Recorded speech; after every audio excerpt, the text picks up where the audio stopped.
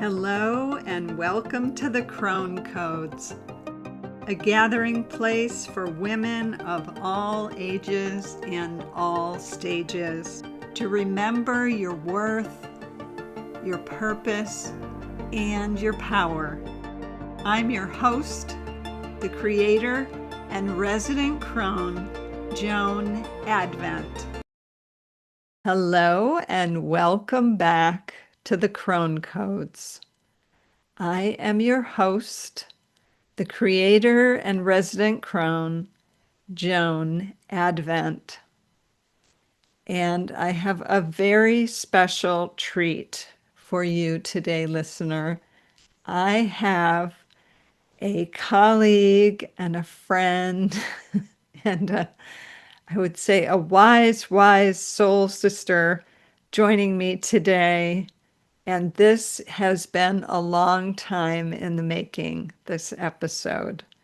Marion Rose is joining me today, and she is on the other side of the world. I am here in the eastern seaboard of the United States. Marion is in Australia. I can't remember, pardon me, Marion, if it's the Melbourne area or what area it is, but I'm sure you can clarify that for us. Anyway, it's her tomorrow. It's my tomorrow. She's in my tomorrow. She's in her today. She's in spring. I'm in the fall. We're in the fall here, Northern Hemisphere, Southern Hemisphere. So there's a whole lot of interesting polarities that are occurring in this. And we have worked long and hard to try and find a time when we could do an actual interview together. And as it turns out, that is not how this podcast episode is meant to unfold. So after a few months of going back and forth and it being quite clear that it just was not going to come together, that we could find a time, I proposed that we do a series where I ask questions and Marion responds, almost like it brought me back to whether it was the letter in the bottle days, or I think about famous founding fathers here, like Thomas Jefferson, who would write letters to his wise colleagues and they would correspond. So this is the modern day Zoom technology version of Marion Rose and I corresponding across the ethers, across the consciousness, across the planet, across the days and the dateline. So this may sound a little bit different than you are accustomed to. But as we often do, we are going to begin with Marion's very accomplished biography. And I want to invite you, dear listener, and Marion, to close your eyes and to just receive this as something washing over you, just these accomplishments washing over you, and again, tuning in to see what are the Crone codes, the unique Crone codes that Marion has gathered as she has created this very comprehensive list of accomplishments. So I invite you to close your eyes. I'm going to share the wonder of Marion. So Marion Rose has a 38-year history in psychology, psycho-spiritual psychotherapy, and consciousness, with a PhD on postnatal depression and the mother-infant relationship from Cambridge University. She's been working therapeutically in one-on-one sessions with mentees for the last 3 decades. She is an aware parenting instructor and has been for the last 20 years. She's a level 2 instructor and the regional coordinator for aware parenting for Australia, New Zealand, and Indonesia. She has 7 best-selling books published on aware parenting, including 2 aware parenting children's books, with many more on the way. She has a 23-year-old daughter and a 19-year-old son. She is the founder and creator of the Marion Method, a psycho-spiritual paradigm of reparenting and reculturing. She mentors parents and those who are not parents, as well as people who want to become aware parenting instructors and Marion Method mentors. She creates online courses in aware parenting and the Marion Method, and is passionate about creating cultural change through these paradigms. She hosted the Aware Parenting podcast until it had 3.3 million plays, and now is hosting the Living Aware Parenting podcast, as well as the Marion Rose podcast. Welcome, Marion. Hello, lovely Joan. Thank you for that beautiful introduction. I loved closing my eyes and listening into you sharing about my journey over the past 38 years, I think you shared. I find the younger parts of me are excited and delighted to see how things are turning out. So I'm here recording outside after a stormy day here I'm in Mullumbimby in northern New South Wales. So I reached out to Marion as soon as I knew I was going to be creating the Crone codes.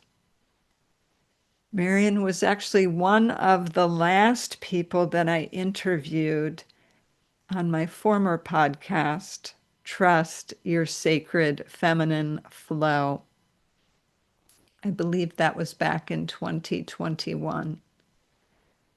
And at that time, she was just beginning speaking about culture and the overculture. And I think it's the DDC, the disconnected and domination culture.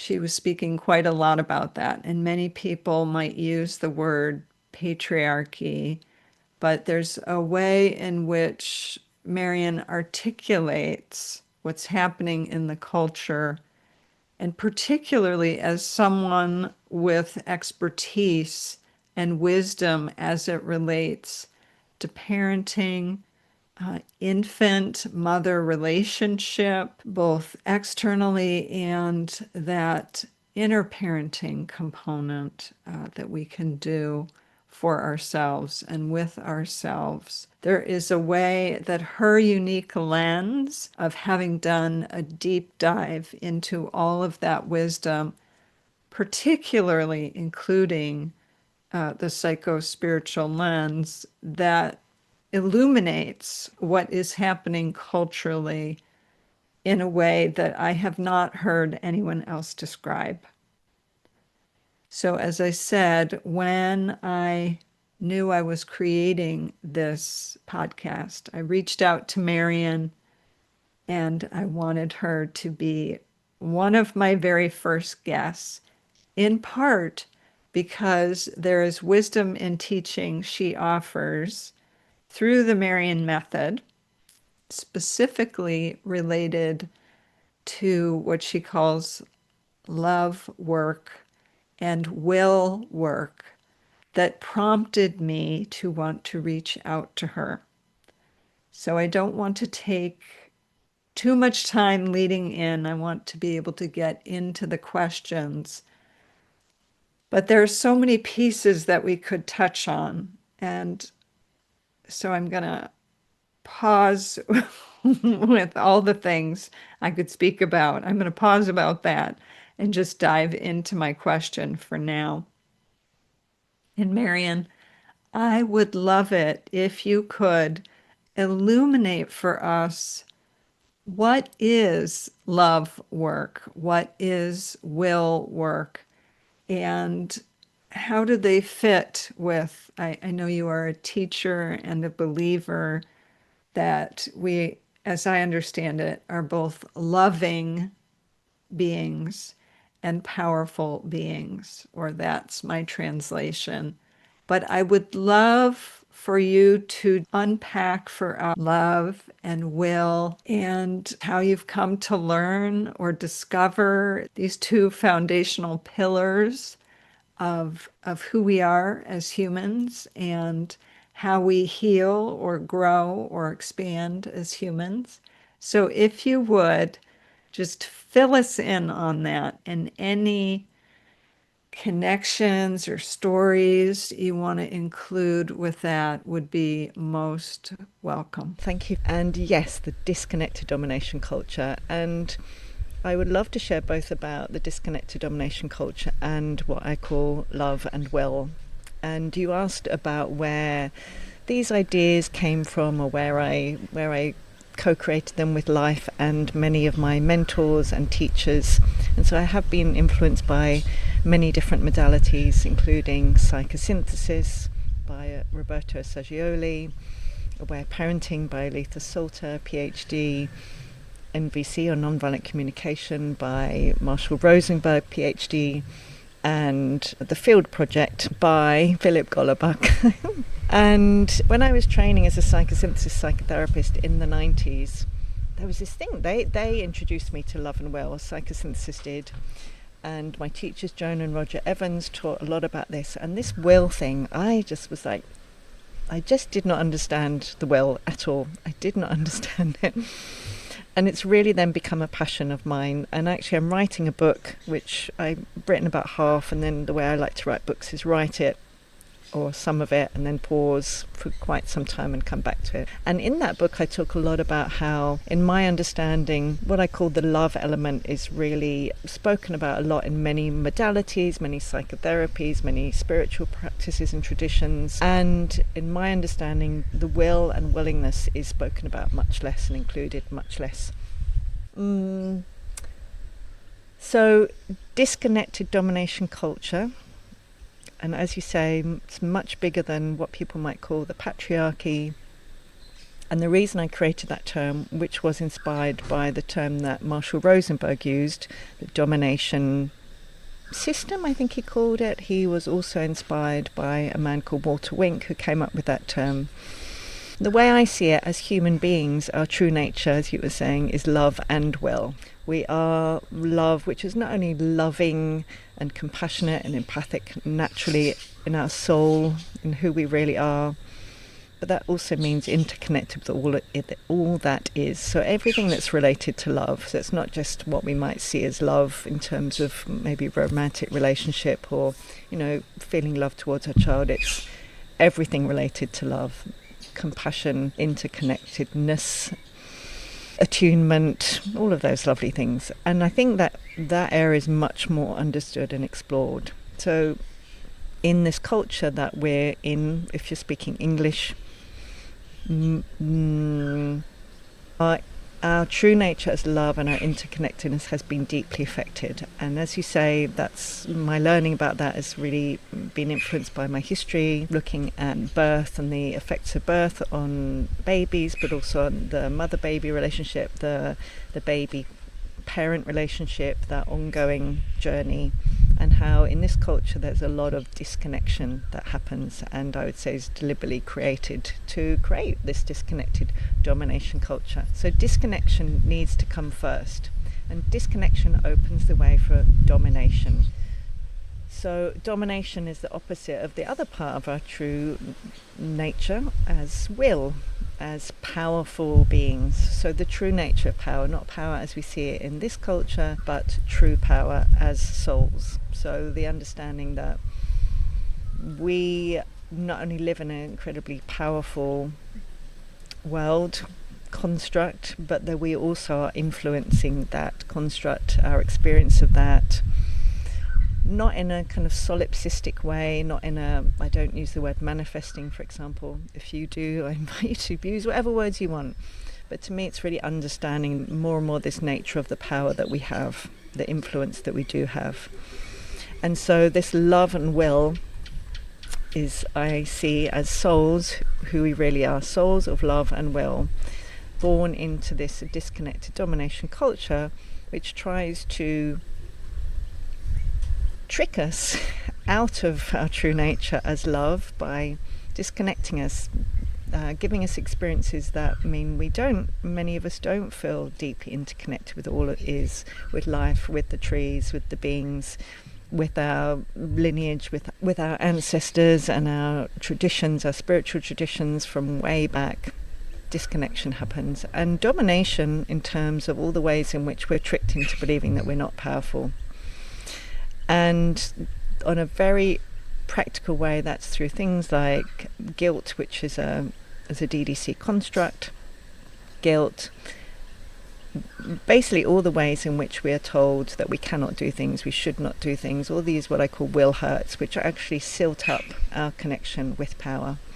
So my understanding of this is that we're like a torus, so like the donut, a toroidal field, and the love is more like the donutty parts. And the will, it's the willingness channel basically, which is where the power flows, which is the power of what you might call the universe. And that gets silted up. So every time as children we're told that we shouldn't and we can't. Every time our frustration, our outrage, our anger is not welcomed. Every time we internalize, I shouldn't, I mustn't, I can't, I have to, all of these concepts, we often get this silting up of our willingness channel, which means as adults we have less of a sense of our true power. So in my work with the Marion Method, I am passionate about supporting people to become more and more connected with who they really are as unique souls of love and will, meaning that we are interconnected with all that is, but in terms of the will element, each of us is a unique soul. Hello, lovely cicadas. A unique soul here with unique gifts in the world, here to share uniquely, here to contribute in unique ways, in whatever way that is. So I'm passionate about supporting people to become more who they really are, and the way I say it is to support people to have a personality, a life and relationships that are more of a accurate reflection of their soul, because the personality we develop in the DDC is often so much an interaction between who we really are and how we need to be in this culture in order to survive, in order to be loved, belong, be safe, all of those things. And with the Marion Method work, I support people to we need a personality to live in this construct, this world, but for the personality to become more and more an accurate representation of who we most truly are, which means we feel more ourselves. We're able to be more authentic in our lives, to have this deep sense of meaning and purpose, and to be contributing in the world in the ways that we feel deeply called to. So that's the love and the will, that's the disconnected domination culture, or DDC, and all of life is here in this little part of Mullumbimby with me as I share about this.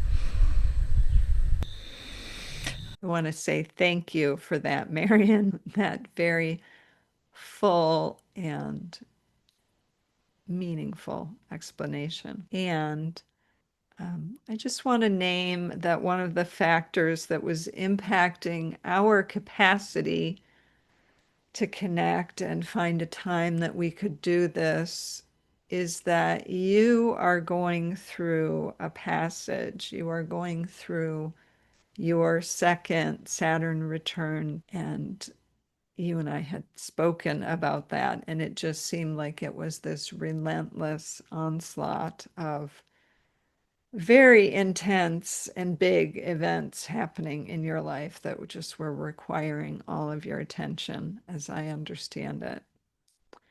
And actually, my last episode, I spoke to some extent about Saturn returns, and particularly our second Saturn return. And if you're open to it, if you're willing, would love to hear your sharing, just your understanding as you're still in the midst of this, for any of our listeners who might be in the thick of it themselves, to just speak to. We know you are quite an accomplished woman, and yet it seems you have been, in the storm, so that it's not about I guess what I'm trying to say. No one comes out unscathed, so to speak, when it comes to Saturn. If there are things that need to be addressed, they show up no matter how on top of things we might be going into our Saturn return. And I did speak to some of my own experience in the last episode, which is embracing our third acts. But I would love to hear from you your firsthand download from the front, so to speak, from the front of the Saturn return. What is it that you have to say? And in particular, how you're coming into that experience with the love work and with the will work, how it has been informing that passage for you. So, would love to just have you speak to that. Ah, and yes, the double Saturn return. What a humdinger that is! And I turned the light on, and I find it how interesting that there's this image here, and again the cicadas here. I'm so willing for you to be able to hear clearly, despite the noise of these beings. And I'm sad that I haven't yet listened to that episode, Joan, because I'm really looking forward to hearing more about your experience. And yes, I mean, I think I'm on the tail end. Who knows how long it's going to be? I'm certainly not in the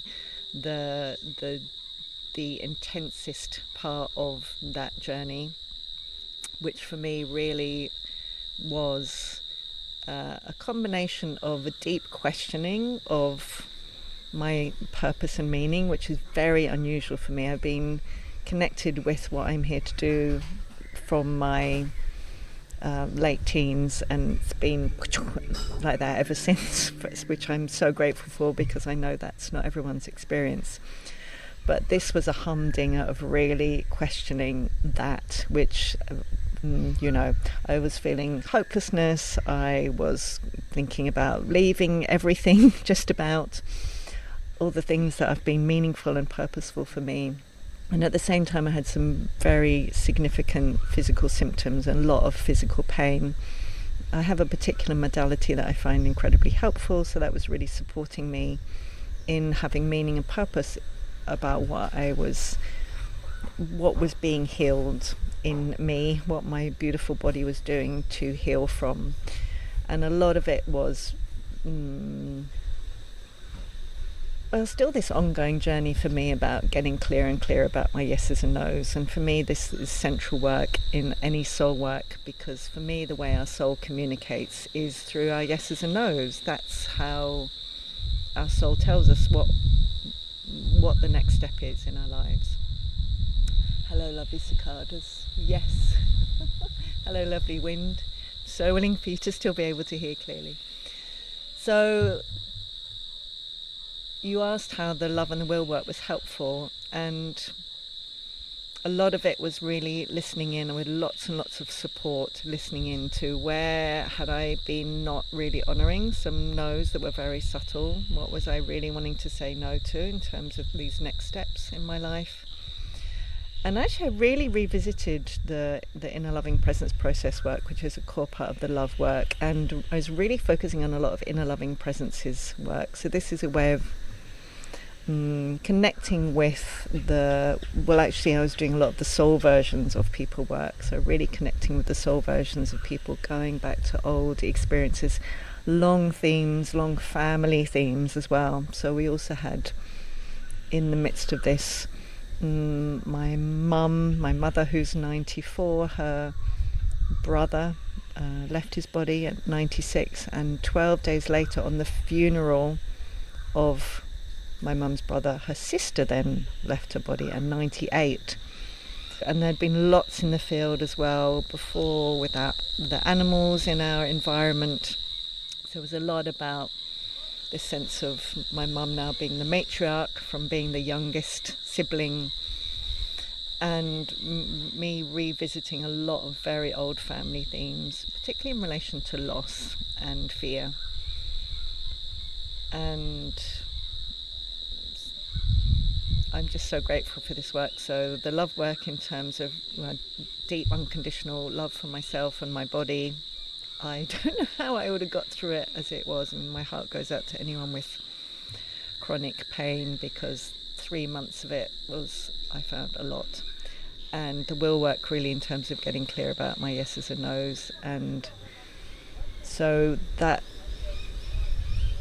the most deepest part of the physical pain and the emotional pain and the hopelessness was, I don't really have a sense of time. I don't really count time, but it was, I don't know, I could guess maybe 6 weeks or something. So I'm definitely still moving with things, coming into this sense of integration and all of this coming into the physical realms. But that's really what I'm experienced so far. And yeah, I'm just so grateful to have understood at near the beginning of it, oh my gosh, this is what was happening. I remembered my mentor, Roger Evans, sharing about his experience of it in the psychosynthesis training. And I was so grateful to have that understanding of what I was going through. It's so helpful, isn't it? Having these maps and models of rites of passage and developmental changes and shifts, I think, are life-changing. Yes, so I'm remembering that you did phrase your experience in part as a dark night of the soul. And I certainly felt that for myself as well. My own second Saturn return was quite a dark night of the soul when things really hit the fan. So thank you for being willing to share your experience here with us. I know it will be deeply helpful and meaningful to many people. And I know that you have, which I found to be true for myself, it's like coming through that passage and out the other side, that you are creating some new forms for your work. You are creating some new offerings. And would love if you could tell us about the teachings or about the elements of these offers that you're feeling called to do now, and how this transition through this passage, this dark night of the soul, is illuminating your work. And just what is it you're feeling deeply called to share with the world now? And how are these a reflection of who you are at this stage of your life and your work? Yes, the dark night of the soul, absolutely. It's absolutely been my experience. And yes, in terms of the new clarity, I mean, I've been really focusing a lot on my role as an aware parenting instructor and the regional coordinator for Australia, New Zealand and Indonesia, as you said, and writing books about aware parenting.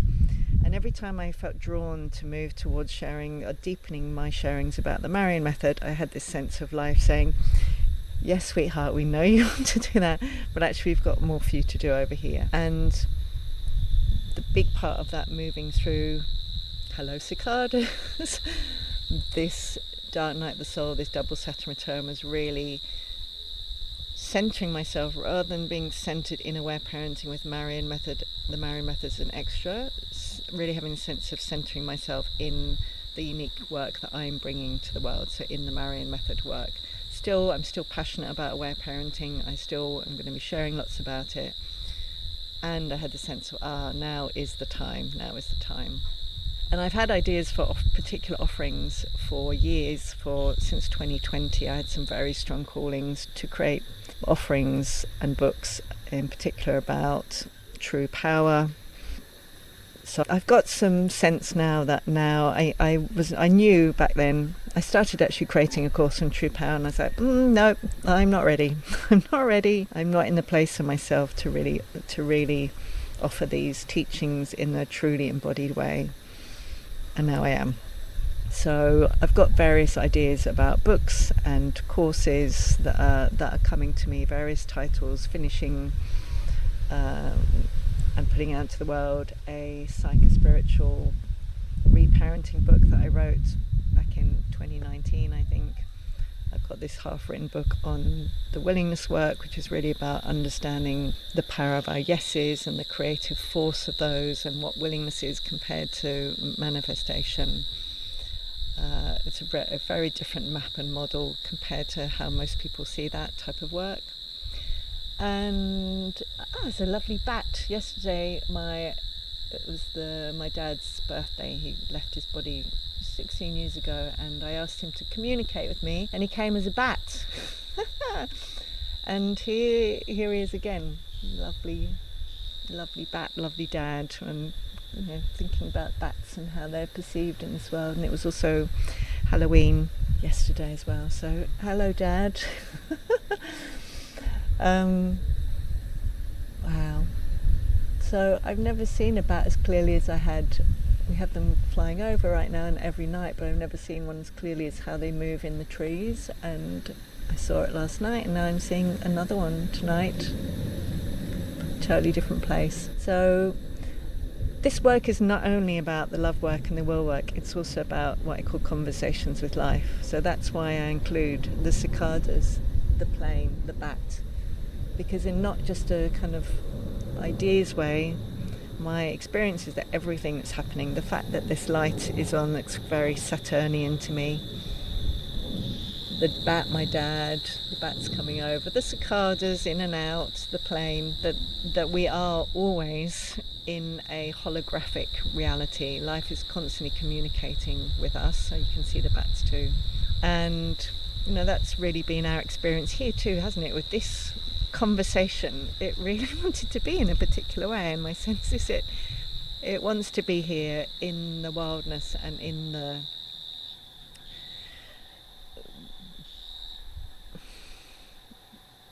reality of nature. And for me, part of that, so this is what I'm going to share from this now experience, is I'm also called to share about, particularly for women in the DDC and this whole process of aging and power, and how the DDC, there are pivotal moments in our lives as women where the portal for our power is strongest, and where the DDC has most desire to disconnect us from it.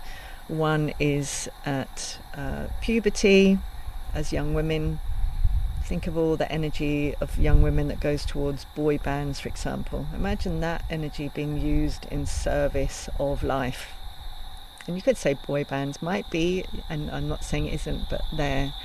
The next portal is pregnancy and birth. Again, DDC does a lot to trick women into believing they're not powerful. And the next one is around menopause and postmenopausal women. Because holy moly, we get more and more powerful as we care less and less what the DDC thinks or what anyone thinks. And then my sense is, and my mum's in this stage, the eldership, the next stage of eldership. So I'm really having the sense that I will be increasingly called to share more about that too. And my apologies, because as it's getting darker, you can see me less clearly. And again, I'm just going to trust that one is what wants to be here. A lot of anytime I do recordings, I seem to be given the information that life doesn't want me to do things in quiet studios, because. because it just seems almost impossible to create that. So that's a little bit about the callings, and I'm excited to see how they unfold. So thank you for the question, Joan. I'm so loving the conversation, even though we're not here in consecutive time. Well, at time together, I really have the sense of us being here together. Thank you for that, Marion. I know that many are going to be reached and transformed.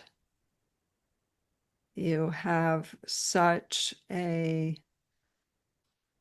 cultivated wisdom around the power of relating and deeply meeting the other person and deeply meeting yourself. And I do want to share that with the many exchanges that Marion and I have had over these last, I guess, 4 months at this point, there were times when Marion was concerned about how I was receiving her situation or the lack of progress. And repeatedly, she would say to me, or she would correspond to me, I welcome all of your feelings about this. And I have to say, just the healing aspect of having someone, particularly in a professional setting, acknowledge whether it was that there might be disappointment or frustration or anger, but to have an open door policy, an open heart policy of I welcome all of your feelings, was in fact deeply, deeply healing for me. And that is something you are a master of. You're a master of transmitting that in that work. And what an antidote for this disconnected, domination centered culture. So, powerful antidote. So, the final piece I would love to ask you about, because I'm aware that your own journey, and you can speak to this as much or as little as you would like, with the mother-infant relationship went back to your very own experience with your mother as an infant, and just the tending and the healing, the inspiration that perhaps some lacks you experienced in that as an infant inspired your own work in such a powerful way. And now here you are all these years later with your mother, who I believe is 94 at this point, who is living with you in your home, as well as your two young adult children. So there you are in this multi-generational family living situation, and being that center point in a way with, with each generation, the generation before you and the generation you are stewarding. And in many ways you were stewarding, I would say, both generations at this point. And certainly there are many women who might not necessarily be all living under the same roof, but who are in the position of what they call the sandwich generation, where tending to aging parents or tending to kids. But because of the nature of your work, because of the exquisite way that you cultivate relationship, if you're willing, I would love to hear you share about your experience with all this, with having your young adult children who are growing and becoming their own people, and the way you've shared about each of them in different ways, and then with your mother. So is there anything that feels like you would like to share with us about this experience? Because you have created what seems like a sanctuary space, frankly, for lineage and for your family. And not many of us necessarily have that experience. So, not sure what I'm getting at, but I'm kind of poking around it and would love to just hear how you respond to that. And I know, being in Australia, that you've had some very serious things occur with like life-changing floods and fires years before that. And then the whole COVID lockdowns were very, very extreme. And so has that colored how you've been with your family, or has it impacted the choice to have you all together? I would just love to hear you speak to whatever extent you would like to about this for us. Joan, before I respond to your last question, I would also really love to respond to what you said about our interactions and how much you appreciated me saying many times, I'm so here to listen to any feelings you have in relation to all the delays and the disappearances. And I've been doing that a lot recently because of all that I've been through. A lot of repairing, a lot of offering empathy, a lot of listening to how my often not responding to people has affected them. And I'd really love to say, again, this is key to the getting free from guilt and shame work, basically, because many years ago I was so terrified to have any kind of effect or impact on others that I virtually didn't speak, because I was hitting what I call the shame sticks. I was hitting myself so much with shame sticks and guilt sticks that it was unbearable for me to hear anything from anybody in terms of how I might have affected them. So I was kind of paralyzed into this sense of just needing to say yes all the time. And after a lot of work, I am now comfortable to say, I am so sorry. I really deeply acknowledge how long it is since you've heard from me or since you've received an email, and I'm so here to listen to all your feelings about it. And I've been needing to do that a lot recently, and still, absolutely, there are still some younger parts that sometimes come up and actually feel scared when they imagine someone perhaps having really big feelings, but I do not hit myself with guilt or shame sticks. So there might be some fear from younger parts, but in general that isn't the case. I'm just like, I'm so here to listen. And again, that's so central. If we're going to be able to say yes when we have a yes and no when we have a no, part of that is also freeing ourselves from those sticks so we can listen to the other person's feelings if we say no to them, if we're willing to. There's no have to. So I really wanted to respond to that a little bit before the last question. And look, we're moving into the darkness. Again, I'm just going to so I would like to say, Joan, I'm sending you love right now. If you have any feelings in relation to the sound quality, the light quality, whatever's happening here, and I'm here to listen to however this is for you. And I'm going to listen to your next question, which I've listened to a little bit of. I feel so touched when I listen to you say that, Joan. And there are some storms coming now, so again, I'm just trusting this. I'm here in the darkness, as is so apt for the feminine, being in the darkness and welcoming the beauty of the darkness. And I smiled when you said sanctuary. It's a word I've been using a lot in terms of animals. I have a lot of wild animals and domesticated animals in and around my house, as you've probably heard, and so sanctuary has been really coming to me a lot. And I actually said today I have a sanctuary. I've been saying I want an animal sanctuary, and I really claim today that I have a sanctuary for animals. Snakes are not welcome, everyone else is. Well, I'm going to say everyone else. So far all the ones that I love are welcome.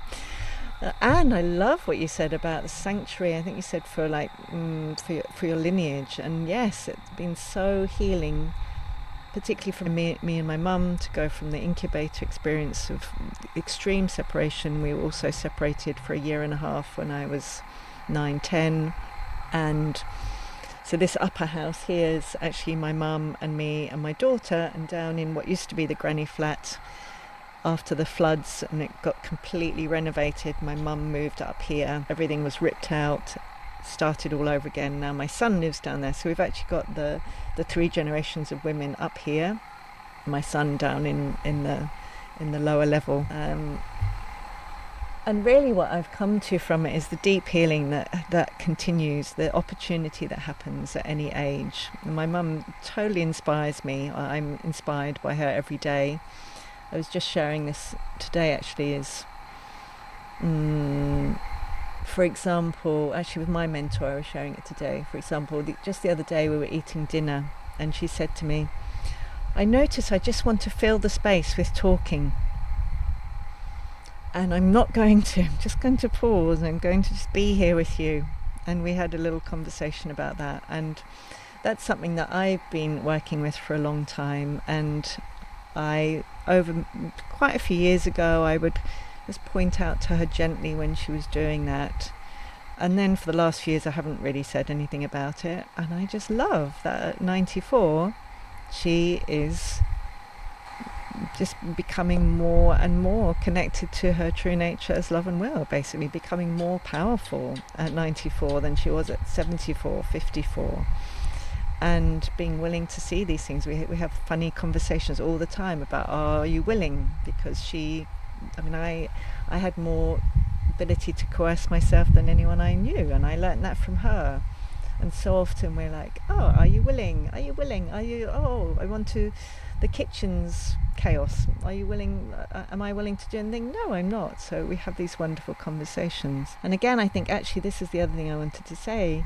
There's been this massive process. And again, I feel so touched hearing your understanding with we had fires and floods and all kinds of weather events. And it has had a big effect on me, and in terms of the chaos. I've basically, from a young woman who really needed order, it was really basically the way I would dissociate from feelings, and I needed to have a sense of order also in terms of feeling some degree of power, to life really inviting me to be deeply comfortable with complete I don't even like the word disorder, dis in front of anything.